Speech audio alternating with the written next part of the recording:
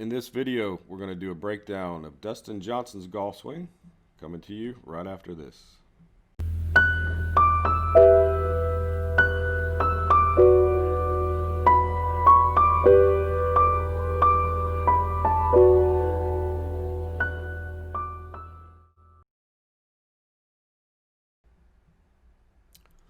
Okay, so let's get started. If we had to put DJ's golf swing into some sort of category, we would call this basically like a non-axial release type of swing, very pivot driven. Non-axial meaning not a lot of rotation of the grip, clockwise, counterclockwise throughout the swing. So the grip, club face, if you want, stays very stable through the swing. Lots of pivot speed, not a lot of vertical ground reaction forces that appear to be showing up in video. I would say that DJ uses a lot of torque, which is rotational speed, and he applies a pretty good amount of lateral, or if you want to call that weight shift. So those two would be seemingly the most dominant sources of speed that he employs.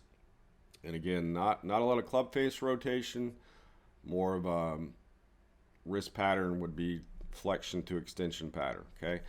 So I think the best way to look at this is to organize it into just looking at some club movements first, and then we'll come back and look at some body movements, and then you can obviously put those together. I will use red for backswing and yellow for downswing. I'm going to show you just the face view first and then down the line. Then we'll let you absorb this for a moment. So I'm just going to mark a few places instead of the whole golf swing. So P1 address, P2 is here, and so forth. This will be 3.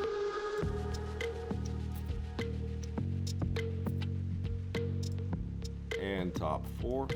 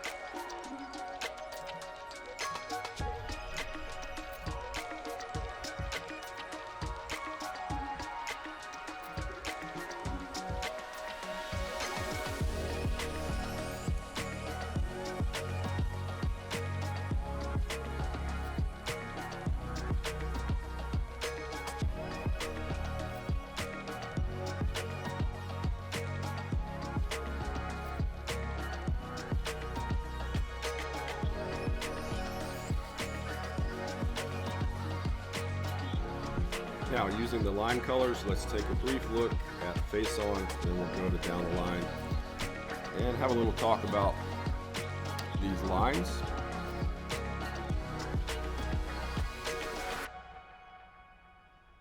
Okay, so a moderately wide takeaway, seen wider, certainly seen narrower, pretty stock from face view. Fairly average set of the wrist, again, but DJ is not going to have a great deal of radial deviation in his wrist. It's going to be more moving towards flexion in his backswing. Okay, top. Not sure what club this is, assuming it's probably a mid iron, maybe a 7 or 6. A lot of people think the club shaft must absolutely get parallel to the ground, and if you really pay attention to a lot of tour players with irons, they don't usually get the shaft to parallel to the ground at the top. Okay, so now the yellow lines are going to be closer to the target, at least in transition and into the late downswing. Well, all the way through, right? The lines are closer to the target, which would be over here. So we're going to come back later and take a look at how he could be doing that. And I think that'll be slightly interesting. And then we'll jump over here to the down the line view, more of a swing plane look. So DJ has a little bit of an arm lift in the early backswing. Very similar to a Rory pattern in that regard.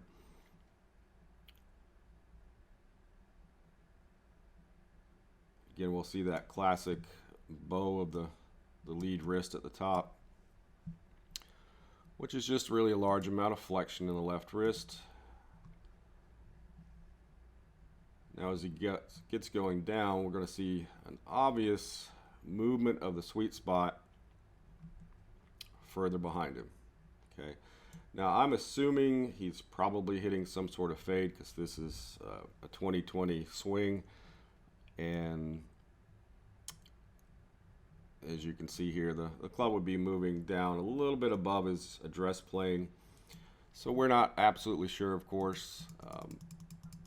There appears to be a flag stick here, but this could be some sort of practice facility, and I'm assuming there was probably an aim direction over here because you can see the ball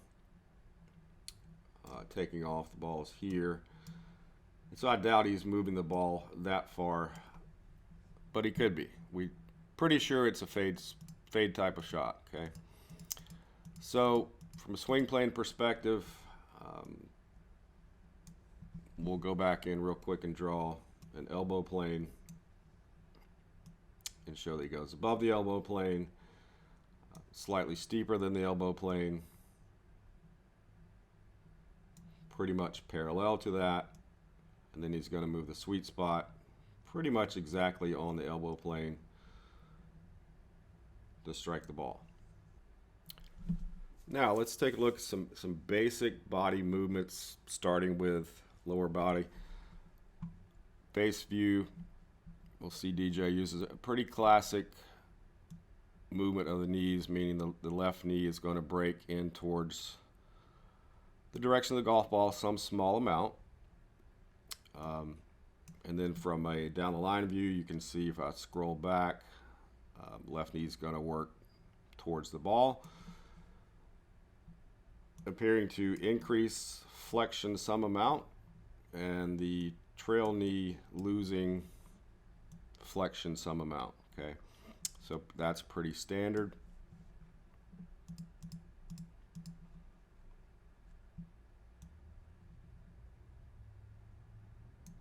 Then in late transition, if you pay more attention to the right screen,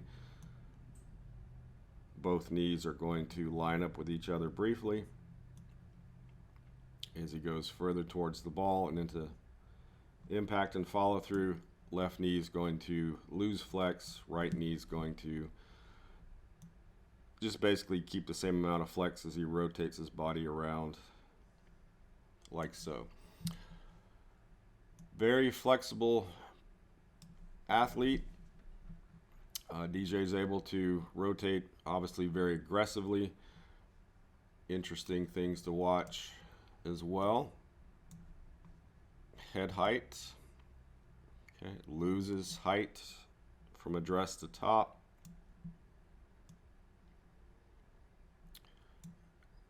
Lowers even more in transition.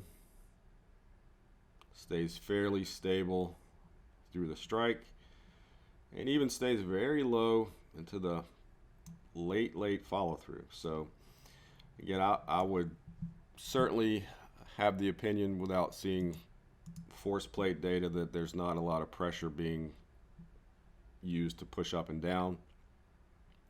Certainly a large amount of torque, and as we're going to see next, Some lateral motion. So let's take a look at just the lower body from the face view. Fairly stationary rotation into the backswing to the top, and then very soon in transition,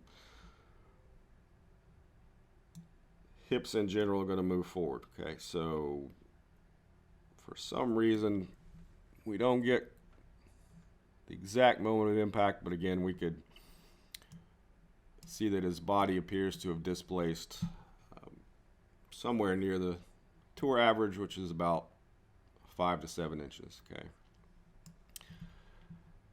Now, another interesting thing I think people don't always notice, and it's not just DJ, if we draw some markers just to kind of see where he is at address with his upper half.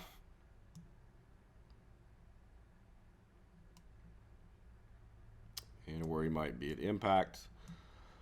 So not only is his lower body moved, his upper body is actually moved forward. Okay, so that's a key, in my opinion, to this mystery of why at P3 the golf shaft would be there, and how could this gap be created? Okay, body's moving forward. All right, so that's just some basic things to look at in any golf swing, but he does those very well. Other things to notice about DJ's swing, certainly appears to be very bent forward. He's able to maintain that, so that takes a lot of athletic ability, a lot of flexibility. And then if we look at the arm structure, okay, probably could put a small ball between the forearms at address. Would be about the same going up to the top.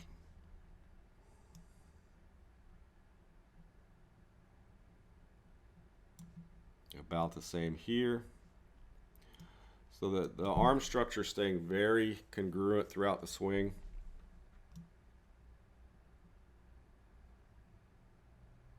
Even over here you can notice. So that structurally is staying very much the same throughout the swing.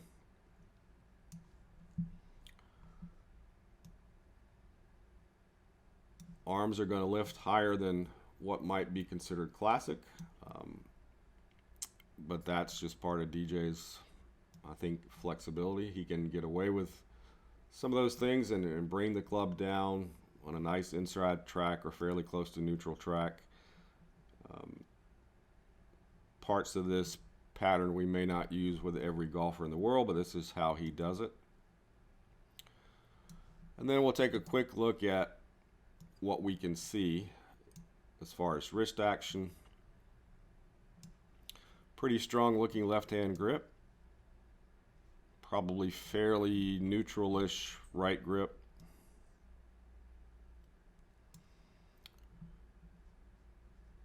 Not much to see here from either view, but if we go a couple clicks further back, we can start to see the left wrist moving into flexion. And then it's going to certainly amp up from there. And one of his strong points is he can maintain that left wrist flexion very deep into the downswing. As you can see here, it's just fairly amazing to see.